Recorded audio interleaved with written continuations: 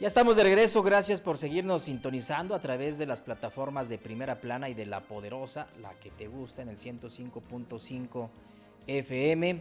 Estamos aquí dialogando con representantes de la Iglesia Católica que nos han hecho el favor de honrarnos con su presencia para platicarnos cómo están viendo ellos desde su punto de vista el proceso electoral en el cual buscan ellos incidir para que sea una elección en paz, un proceso electoral tranquilo. Don Santiago Tapia nos estaba comentando ahorita en el corte de su trayectoria dentro de la administración pública. Él viene desde la administración de Carlos Torres Manso, ahí se estrenó como servidor público. Entonces le ha tocado ver desde el ámbito gubernamental el desarrollo, la evolución seguramente de muchos episodios en Michoacán, pero específicamente en el tema que tiene que ver con la inseguridad. ¿Qué diferencias ve o qué elementos destacaría de esa evolución que ha tenido el problema de la violencia en Michoacán y que hoy nos está, digamos, afectando en este proceso electoral? Mira, Dan, ni yo mismo a veces me la puedo creer, que hace 45 años prácticamente que yo ingresé al DIF, cuando se fusionó el INPI y el IMAN y que se fundó el DIF, eran otras circunstancias. Fíjate que en las poblaciones rurales específicamente, digamos, hablando de 112 municipios, exceptando la capital, había mucha empatía dentro de la familia, había todavía valores, había un respeto hacia el padre, hacia la madre, hacia el abuelo, hacia los seres que lo rodeaban. El maestro, el sacerdote. Y efectivamente los líderes sociales, hace 45 años o un poco menos, seguían siendo el sacerdote porque iban a consultarle, era el referente, el apoyo, el auxilio, definitivamente no solo espiritual o moral, sino también de apoyo en varias cosas, el maestro y el médico.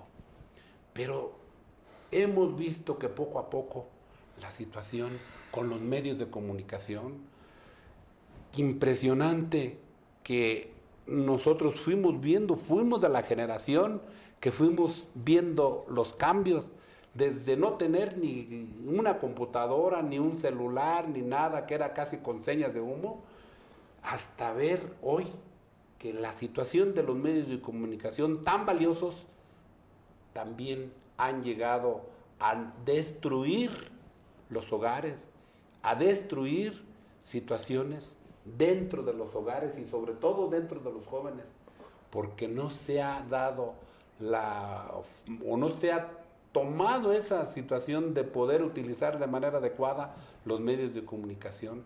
Como este medio que se está utilizando ahorita era casi imposible hace 40 años, definitivamente. Y bueno, pues todo eso ha ayudado de alguna manera para salir adelante en algunos aspectos económicos, etcétera, pero también ha sido motivo de destrucción del entorno, específicamente de la familia, y ha generado también violencia en otros sentidos. ¿Por qué? Pues porque hemos tomado patrones de películas, de situaciones que se dan en otros países, de otras razas, otros pueblos, etcétera, y queremos hacer lo mismo. Entonces, creo que ahí está una situación. No son malos, no, estamos bien. Lo que pasa es que no se han sabido encauzar y hoy ha generado violencia. Y hoy los infantes traen ya en la mente de que ellos van a ser o van a ser poderosos con una camioneta Ranger o X, ¿verdad? Una camionetona y van a traer un arma. Qué difícil situación. Hoy ya no se puede llegar a las comunidades en aquel gusto, con aquella situación, menos en una ciudad donde las colonias ya no hay identidad. Morelia, simplemente, ya tenemos, yo creo que solo el 25% de los originarios morelianos y el otro 75% más de fuera, de todo, no solo del Estado, sino del país o de otros países, ¿verdad? Y esto también ha generado problemas serios, ha generado violencia, ha generado inseguridad, y aquí está el reflejo, ahora lo tenemos aquí. Lo vemos muy claro en una elección hoy lo vemos, porque es como que el sedazo, el fondo del sedazo se puede decir, donde se han juntado o se han conjuntado una serie de circunstancias de tipo social, de tipo económico, de tipo moral, de tipo espiritual, porque también nos hemos alejado de Dios. El problema número uno antes era que no se conocían muchos terrenos, muchos países, o la gente estaba descubriendo, pero hoy volvemos a estar alejados de Dios, y hoy la misión de los católicos como ciudadanos es: Dios, ¿dónde estás? ¿O por qué nosotros lo hemos abandonado y lo hemos ocultado en esa situación? Un tema bastante complicado. Faustino Aguilar Martínez, vivimos en un mundo, como lo acaba de comentar ahorita, ustedes les tocó vivir todo este cambio, toda esta tecnología, toda esta información que tienen ahora los jóvenes. Ahora un video donde se están descuartizando algunas personas, de inmediato se pasa en cadenas de WhatsApp, en videos, y los pequeños de 11, 12 años ya anhelan con ser como el que aparece en el video, ya no tienen la costumbre de ir a misa los domingos, ya no tienen la costumbre como de confesarse. Hay gente que la hostia la recibió en la primera comunión y de ahí para acá no han vuelto a este tema. Ahora se enfrentan también la religión católica con un problema muy grande, y lo tenemos que decir, que hay algunas modas que pasan, se quedan, algunas otras se van. El tema de la santería, sabemos que incluso en los políticos hay muchos políticos que son señalados de pertenecer a alguna secta religiosa. Inclusive el presidente López Obrador dijo que antes de llegar a la silla presidencial la tuvo que mandar limpiar, que porque decían que era una silla maldita. Entonces parece ser que también este tema de la santería, el tema de las modas que están hoy en día, alejan aún más a la sociedad de Dios, del temor. Pero ¿qué pasa cuando tienen algún problema? Ahí sí se acuerdan de Dios, ahí sí dicen: Dios, ¿por qué me abandonaste? Dios, ¿dónde estás? ¿Qué está pasando? Es un tema muy complicado a aquellos años donde la gente acostumbraba a platicar con el padre y contarle tal vez hasta los problemas dentro de la familia, porque era: mira, tuve una discusión con mi esposa, padre, ¿qué nos recomienda? Ahorita prácticamente eso quedó en el olvido.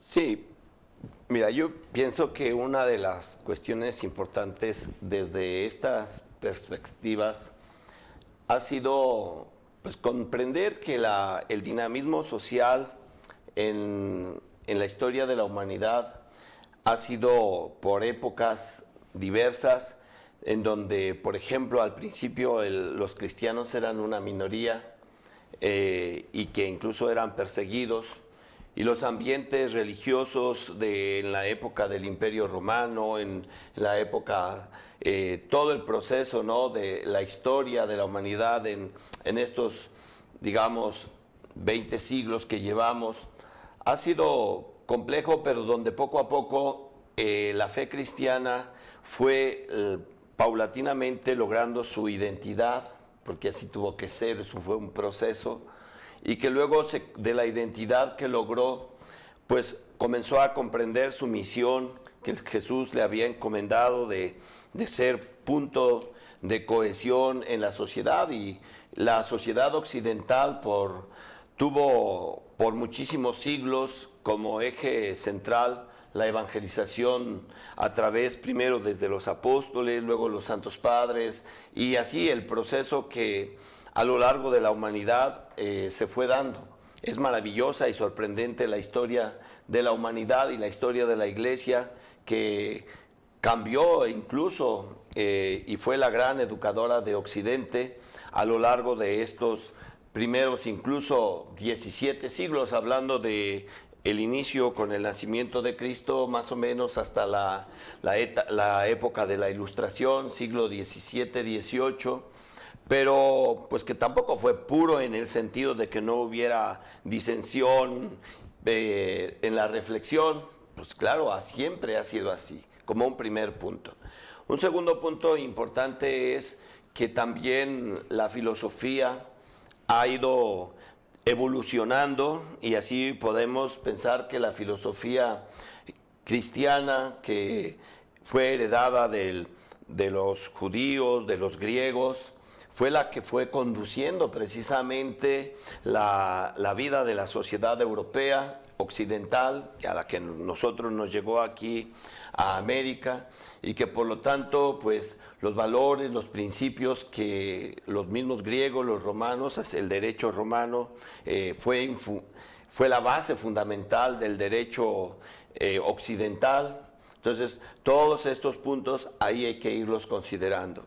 Siempre ha habido en la humanidad búsquedas de Dios en distintas religiones, cada religión con su aportación. San Pablo habla tanto a los griegos como a los romanos de que estas búsquedas de Dios en el ámbito, digamos, de la filosofía y del pensamiento son algo propio de la inquietud del hombre. También es importante saber y entender que ha habido a lo largo de la historia de la humanidad, ya el libro del Éxodo habla de que ha habido nigromantes, adivinos, en la Biblia ya se condenan esas prácticas. Y pues para no ir agrandando este tema, pues en nuestro ambiente el tema del esoterismo, el tema de la brujería, el tema del satanismo está presente incluso en muchos, hay que decirlo, en muchas personas cristianas, católicas, que recurren a este tipo de prácticas.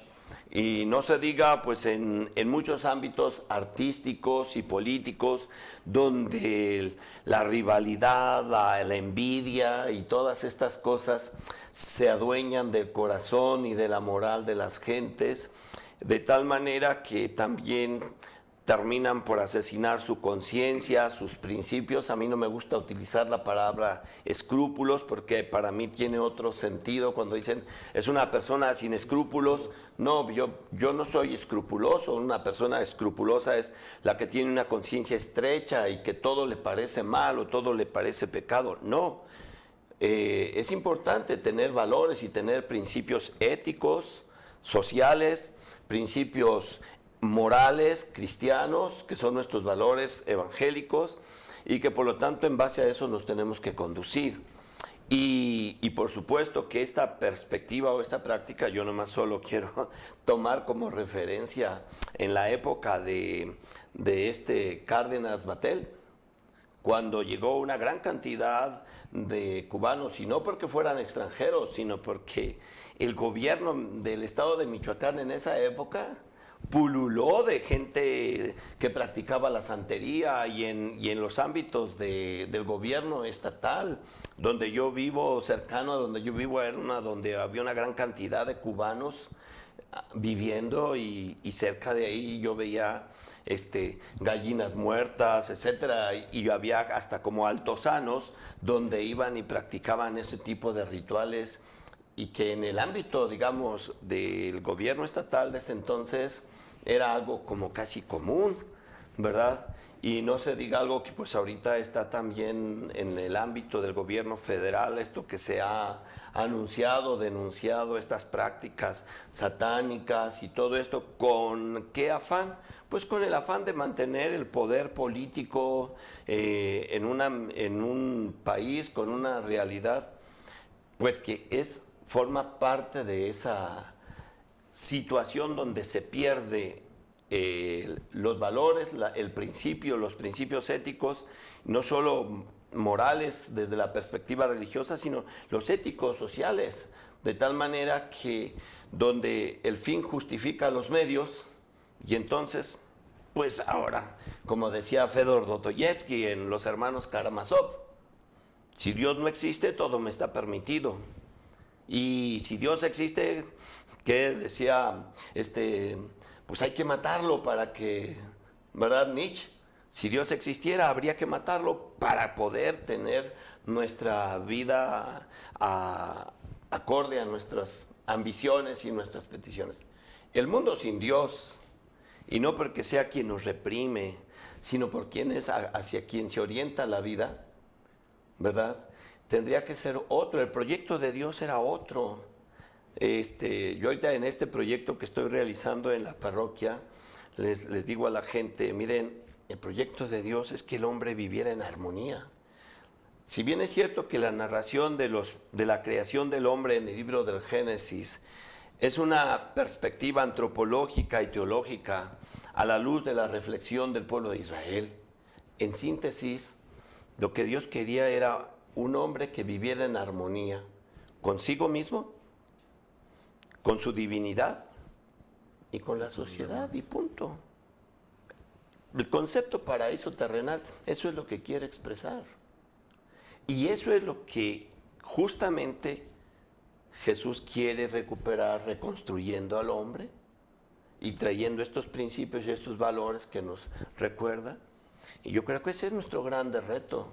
Para mí, reconstruir el tejido social, construir la paz, tiene como esencia fundamental es que comencemos por reconstruir nuestra vida personal, nuestra vida espiritual, la comunión conmigo mismo, la comunión con los demás, y eso obviamente viene desde la comunión con Dios. Entonces, la reconstrucción del tejido social es una forma de reconstruir el proyecto de Dios en la humanidad. Y si realmente entendiéramos esto, la vida sería diferente, incluso con una diversidad grande de religiones.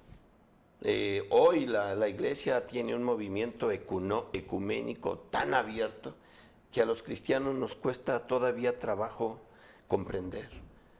Y que, por ejemplo, yo, volviendo al punto de este tema en las elecciones de este año 2024, tendríamos que ver nosotros los mexicanos, a la hora de hacer el discernimiento para votar, qué propuestas políticas tienen como fundamento, no la compraventa de mi conciencia, no la compraventa de mi voto, sino la presentación en medio de esta globalidad que vivimos, la construcción de un país donde no seamos unos chairos, otros fifís, otros católicos y otros de otras. No, es que es algo que tiene que trascenderse y en la que tenemos que estar atentos. Muchachos, yo nací en el 62 y pude vivir toda la experiencia de la época del partido en el gobierno por 70 años más, con toda una historia larga, y la época que nos tocó sorprendernos de que sí podíamos cambiar de gobiernos, de administraciones a nivel federal y a nivel estatal. Qué triste que muchos partidos y muchas propuestas políticas han surgido de la revancha, del rencor, de la ambición, pues porque no los pusieron. Ya sabemos cómo nació el PRD, cómo nace Morena, y todas estas situaciones o circunstancias hoy son las que están dentro de... Que los que somos grandes, yo ya tengo 61 años, los que vivimos esta experiencia, no perdamos la memoria de lo que vivimos, de lo que avanzamos, de lo que prosperamos. Que los que son jóvenes entiendan y sepan que las historias no necesitan vivirse las experiencias pasadas para aprender las lecciones. Hoy en nuestro país está en riesgo grave y seriamente el volver, lo que tristemente dice el refrán, dime de qué presumes y te diré de qué careces. Estamos tristemente en la posibilidad de volver a aquellos años 60 y 70 y que se perpetuaron, donde un partido político se montó en la palestra del gobierno, de la silla presidencial, de ahí nadie lo podía bajar, y se vivieron situaciones atroces, difíciles, y necesitamos hasta cuándo para poder despertar los mexicanos y saber, con mi voto puedo cambiar la realidad. Y hoy esta es una de las situaciones que tenemos que ser conscientes de que estamos viviendo. Muy interesante esta exposición que nos hace, padre, la verdad es que creo que es importante desde todos los frentes hacer un llamado al voto responsable de la gente, al voto informado, al voto razonado. El minuto, o más bien los minutos se nos están agotando. Santiago Tapia, ¿qué mensaje final al elector para que salga a sufragar, aun y cuando de pronto hay quienes tratan de desalentar el voto ciudadano mediante diferentes prácticas? Yo diría que ánimo, no tengamos miedo. Los programas sociales, los apoyos económicos son por ley. No es una situación que se haya generado a última hora o en estos 4 o 5 años, no es cierto. Es por ley. Quien llegue seguirá otorgándonos esta situación. No tengamos miedo y que también tengamos muy presente lo que acaba de decir el padre Faustino.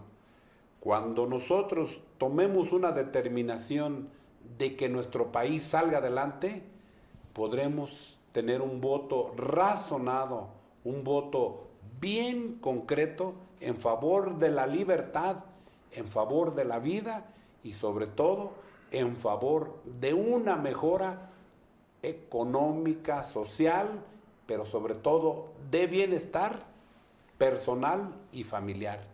Entonces yo les diría que estamos en el momento preciso también todavía de valorar y de discernir de manera adecuada nuestro sufragio. Padre Faustino, agradecerle también, como siempre, su disposición para platicar con nosotros. ¿Qué decirle a los candidatos, a las candidatas, que una de ellas seguramente será presidenta de México? Pues, en primer lugar, que se conduzcan a los candidatos en general con ética. Sabemos que buscan el estar en una posición política privilegiada para dirigir un municipio, el país, estar en una curul, y esta es una seria responsabilidad. A mí me encantaría que los candidatos también sean sinceros consigo mismos, honestos, que no engañen a la población con falsas promesas, con mentiras. 2, que una vez que concluya el proceso electoral, ellos, sea quien gane, gobiernen para el país. A mí me da tristeza y lástima que los gobernantes elegidos crean que ganaron por su capacidad sorprendente de atraer los votos. Y que por lo tanto, bueno, pues si votaste o no por ellos, pues ahora te jones porque no hay conejos, ¿no? Que se requiere una madurez política en los candidatos que ganan las elecciones para que comprendan que gobiernan a una nación que haya estado de acuerdo, no les haya dado su voto o no. Tiene que ir más allá de si piensan como yo, y que si no piensan como ellos, pues nos tengan que etiquetar como conservadores, como enemigos, como rivales, como contendientes. No, urge una madurez en los gobernantes que llegan o que ganan la representación ciudadana, porque al final de cuentas eso es, y que se dejen de que gobiernan con una ideología de su partido o para una gente del partido, y que el resto pues se lo chupe la bruja. A mí me gusta utilizar mucho ese término, ¿verdad? Y esa es una de las cosas que yo les pediría. Hace falta mucha madurez. La otra, a nosotros los ciudadanos, los que trabajamos con la gente, nos damos cuenta de lo difícil que es el que también los ciudadanos nos comprometamos a ser cada día más serios, más responsables, más comprometidos, a trabajar en beneficio de la comunidad, a los medios de comunicación social, a también ser más objetivos, veraces, y también, ¿por qué no?, estar cercanos a la comunidad y a la sociedad para que conozcan de cerca pues las necesidades, las problemáticas, pues sus anhelos y esta parte que es ahí está. A la iglesia, ¿qué le diría yo? Nosotros los que somos hombres de iglesia, tanto sacerdotes, religiosas, y a la iglesia en general, los laicos, los que forman parte de la comunidad cristiana, sean de la iglesia que sean, para nosotros como católicos es nuestra iglesia. Tenemos también, por un lado, el derecho y la responsabilidad de no encerrarnos y de no pensar que la fe nos aliena. Ya lo dije al inicio, la dimensión de la pastoral social nos exige estar en el mundo, ¿verdad? Para transformar desde, como lo fue por muchos siglos, con los valores y principios éticos y espirituales, acompañando la realidad de nuestra comunidad. Somos, antes que ser cristianos católicos, somos ciudadanos, somos mexicanos y no nos quitamos del corazón lo que nos distingue con esta identidad, y a eso le sumamos el ser creyentes, el ser cristianos, el ser católicos y de convicción y de compromiso. Padre, muchas gracias nuevamente por estar aquí. Don Santiago Tapia, un gusto nuevamente reencontrarlo y verlo bien, y además conocer de algunos de sus pasajes en esta importante e interesante trayectoria. Muchas gracias.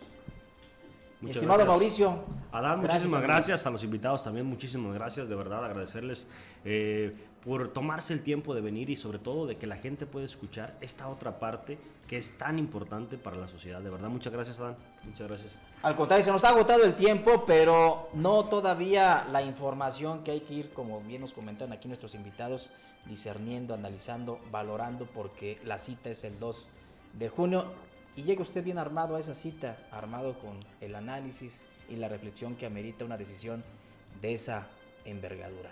Soy Adán García, que tenga usted muy buena noche y nos vemos mañana en punto de las 8 de la noche en Casilla 24 otra vez. Gracias nuevamente.